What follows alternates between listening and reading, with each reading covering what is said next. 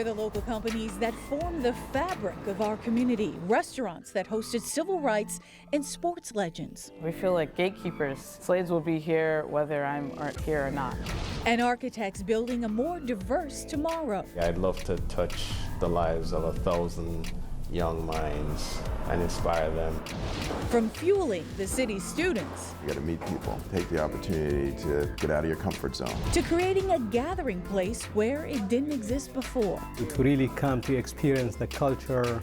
Boston 25 News shining a spotlight in this in-depth special, Boston's Black History, celebrating Black businesses. Hi, everybody, and thank you so much for joining us for this Boston 25 News Black History Month special. I'm Crystal Haynes. For the next 30 minutes, we're going to be celebrating Boston's Black businesses. We'll be taking a look at the local companies that break barriers and create opportunities for the next generation of entrepreneurs in our area. And we begin with an iconic Boston restaurant. I'm going to take you inside Slade's Bar and Grill to show you why it has earned its place in the city's history. It's hosted jazz greats, civil rights leaders, legends in the ring and on the basketball court. And thousands of Black Bostonians since 1928. All while serving some of the best soul food in the city.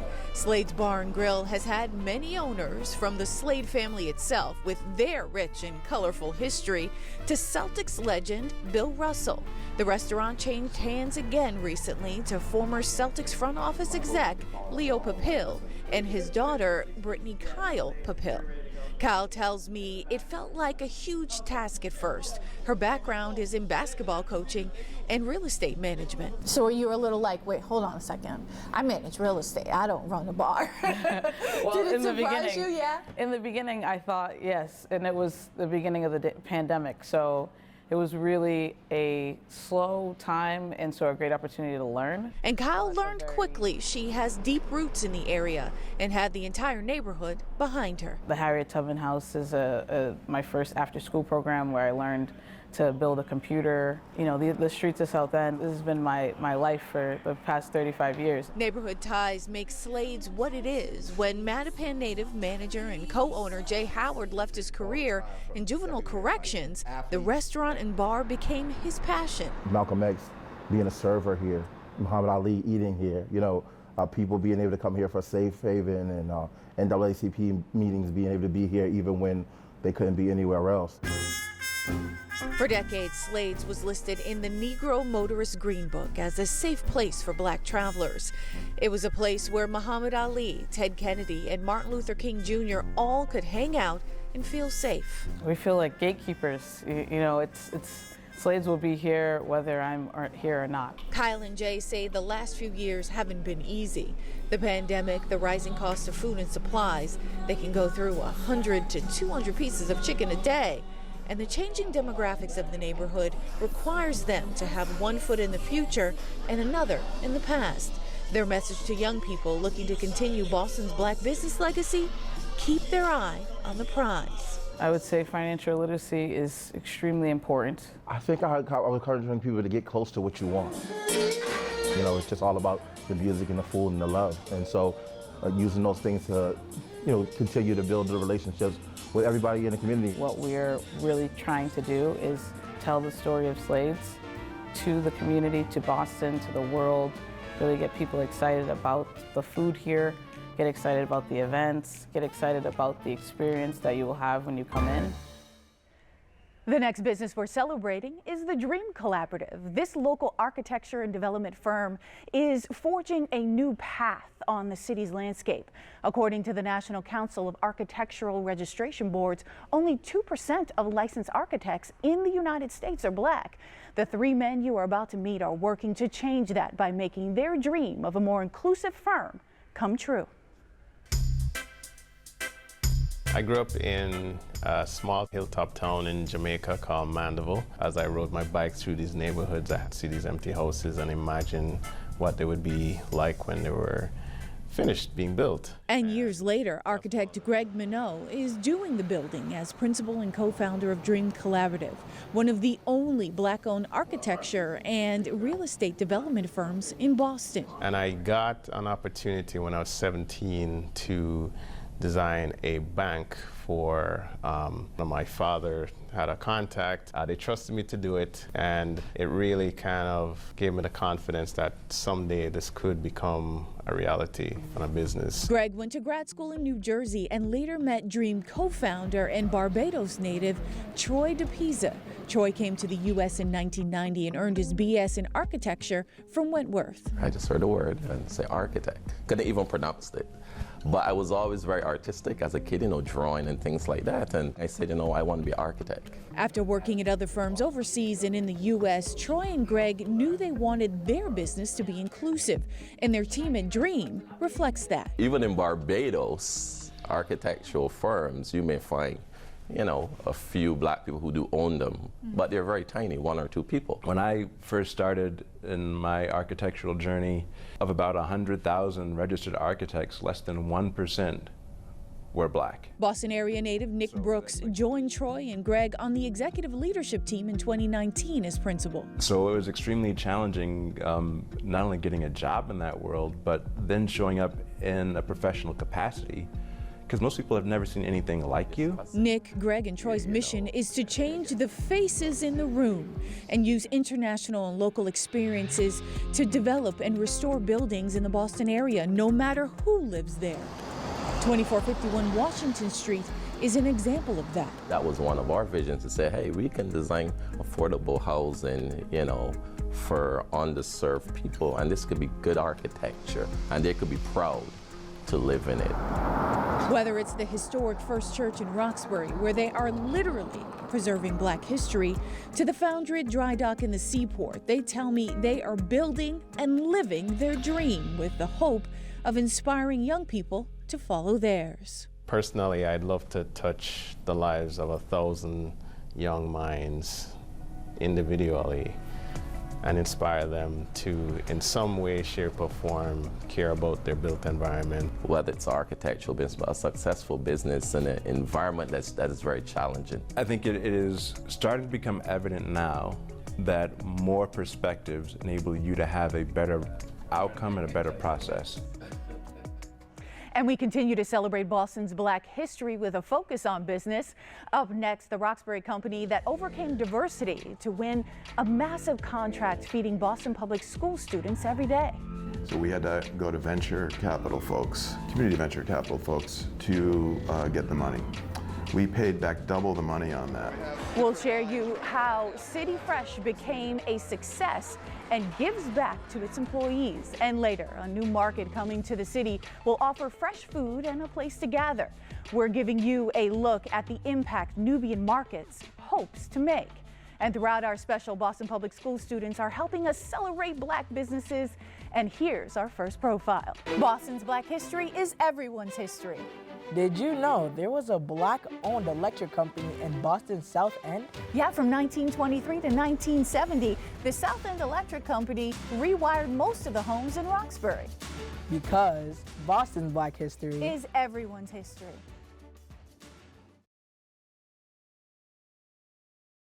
Boston's Black history is everyone's history.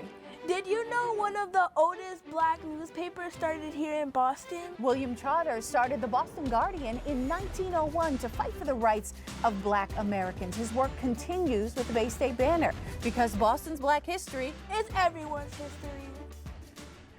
Hi, everybody. Welcome back to our special celebrating Boston's Black businesses. You just heard from another Boston Public School student about the local companies leaving their mark in our community. Up next, we are sharing the story of City Fresh Foods. The Roxbury company won a massive contract to feed all Boston Public School students.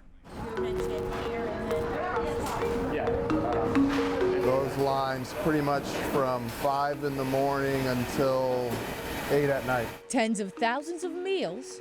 Cooking, you have your packaging, you have your delivery. Come out of this facility in Roxbury every day. City Fresh Foods was awarded a $17 million school lunch contract for Boston Public Schools this year.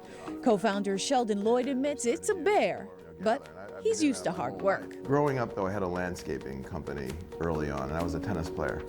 So when I was 13 or 14, I kind of had to be organized. Lloyd was born in Boston and raised in Sharon. At Boston University, he chose a path in finance instead of landscaping. It was international, there was a lot of students, with money, it was very competitive. You know, that shaped me to want in a certain way or maybe have a little bit more than what my parents had. Lloyd says he tried a few fields before his friend had an idea for a cookie company. And the message was you had a white chocolate, dark chocolate, milk chocolate, and no matter what, you were the same on the inside. It was a hit at the time, but didn't have large-scale success. Lloyd found that by coming home to Boston and City Fresh in the 1990s. I started in a classroom, graduated to a market, selling produce, to a catering company, then to a storefront, where the mayor came down to bless the kitchen. One of the big agencies called and said, hey, can you feed our seniors? They want to eat the food they grew up with. So we started doing home-delivered meals. Egg salad sandwich, the bread is packed separately, right? So they'll receive it like this. There will be a lid on it, of course. Right. The bread will be packed separately. So this is Meals on Wheels, technically. City Fresh gradually scaled up, outgrowing 3 buildings. But in spite of their success, Lloyd says that banks refused to lend to their black-owned company based in Roxbury. We could not get the money from a bank. So we had to go to venture capital folks. We paid back double the money on that. Finding contractors of color to do the work has been another challenge. Just even getting minority contractors for us to fill that bid has been extremely challenging. There aren't enough. It's why Lloyd and City Fresh offer their employees, most of them from in and around Boston and people of color, a stake in the company. You know, why can't somebody who's worked here for 10 years, 5 years, 15 years have a chance to own it? You know, it's like owning a house. They helped build this. Where do you see the future of City Fresh Foods and yourself? Like, what's your legacy? I'd really like to see the model move to another city that's in need, and then go from there. You have to, you know, persist, and you got to stick your hand out, you know, and you got to meet people. Take the opportunity to get out of your comfort zone. And we have much more ahead in our half-hour special celebrating Boston's black businesses. Up next, we're giving you a sneak peek of Nubian markets. So to be able to have, you know, these sort of anchors in our communities, it's a powerful thing. How this grocery store, cafe, and gathering space hopes to be an oasis in one of the area's food deserts. I'm also sitting down for a conversation with community leaders about helping black companies thrive in the city. And throughout our special, Boston Public School students are sharing the stories of notable local companies. Here's our next profile. Boston's black history is everyone's history. Did you know one of the largest wig manufacturers in New England was right here in Boston? At the start of the 20th century, Gilbert C. Harris had a location right on Tremont Street, catering to the elite and theater companies. Because Boston's black history is everyone's history.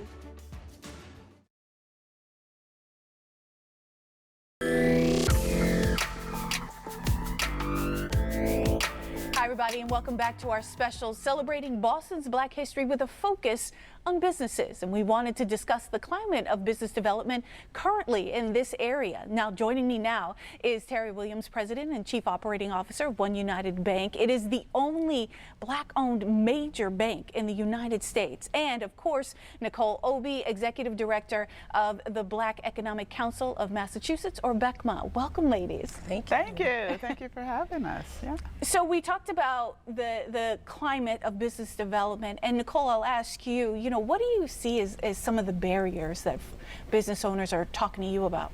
We continue to hear from our business owners that the lack of access to adequate and affordable capital continues to be a major barrier for them to launch and scale their businesses. I really think it's both. It's that we need more contracts, better contracts, larger contracts, and we need access to capital.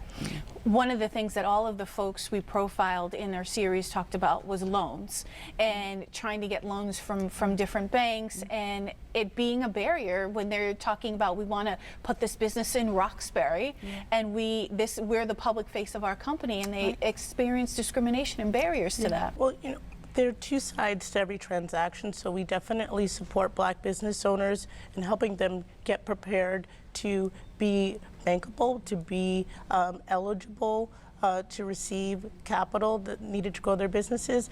But we also work with our ally members banking and other financial institutions to really take a look at some of the barriers that they've had in being able to be effective in lending in a more inclusive and productive way. She mentioned credit score. You know,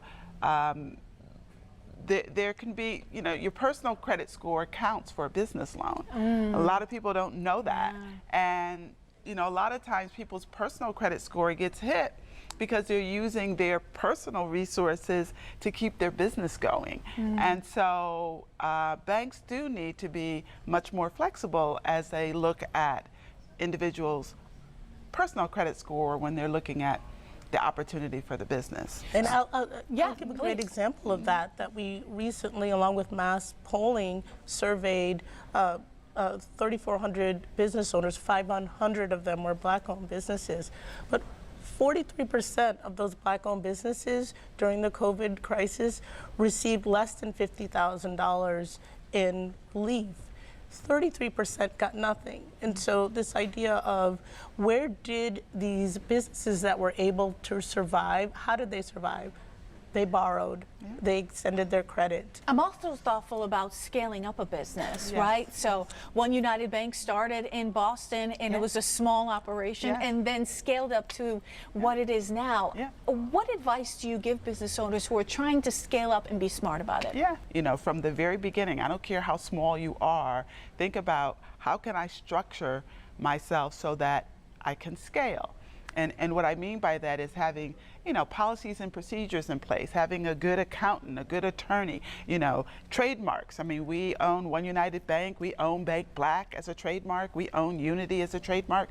You know, intellectual property, it's not that hard. You know, I always say to people, do you own you? Well, I want to thank you both for your time. Terry Williams, Nicole Obi, thank you so much. Still ahead, we are taking you inside a grocery store, cafe, and gathering place in the city.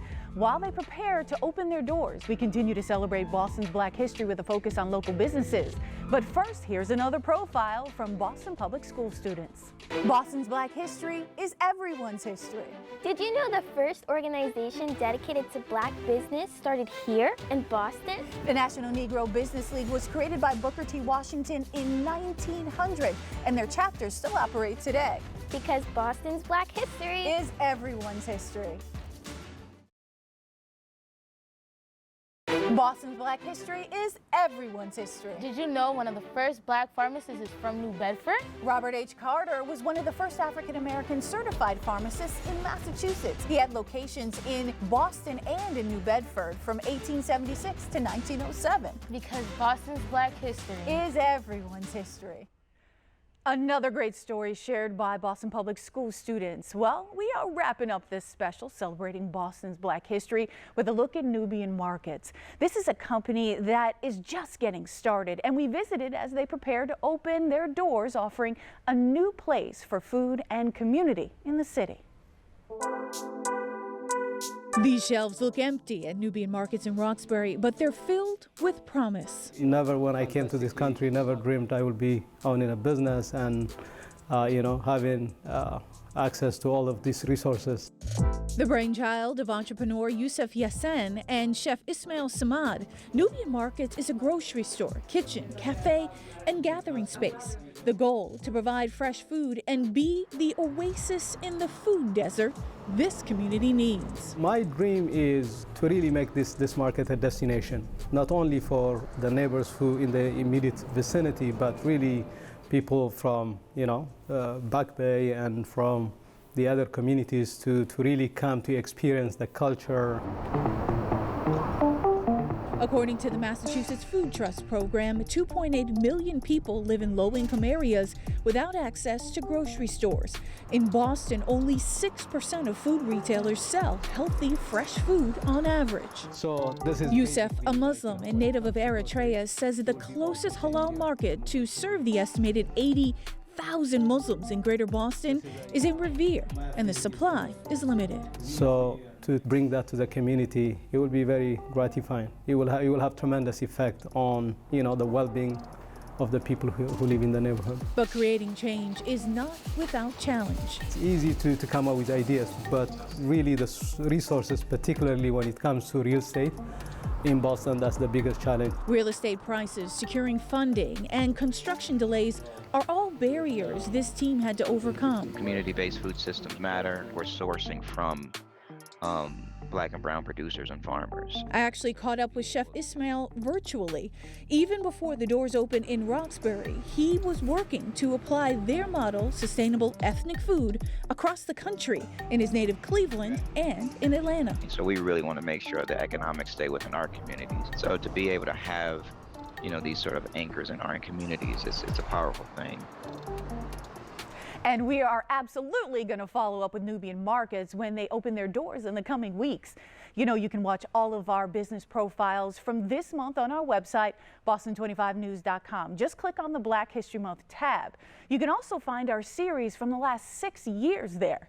Hey everybody, thank you so much for joining us for this Boston 25 News special celebrating Boston's Black businesses. And we appreciate the cooperation from all of our companies, and a special thank you to the fantastic Boston Public School students for their help, of course, with all of those great profiles. I'm Crystal Haynes, and from all of us here at Boston 25 News, be well. Take care of each other.